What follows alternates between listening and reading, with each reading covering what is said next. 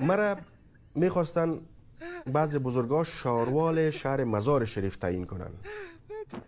من گفتم این کار من هرگز نمیکنم. میگفتم که روزی که اگر من کدام چوکی و کرسی را گرفتم و روز تمام مبارزه من ختم میشه. اینا میاین یک تعدادش به مادر ما یا به خانه ما فحش میتن که این شاروال شد، خانه آباد کرد برای خود. به خاطر که گناه ملت هم نیست، فعلا دمی شهر و بازار تعمیرای شاروال است. پس اگر من هم در آینده از پول حلال خود یک خانه آباد میکردم، مرا هم فکر میکردن از پول رشوت است.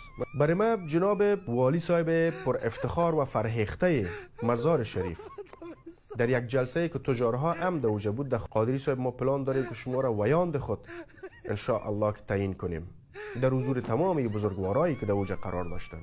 در جناب عبدالباری عمر، دکتر صاحب محترم عبدالباری عمر خواستند که من مدیر بخش مطبوعات ریاست عمومی برشنای افغانستان شوم.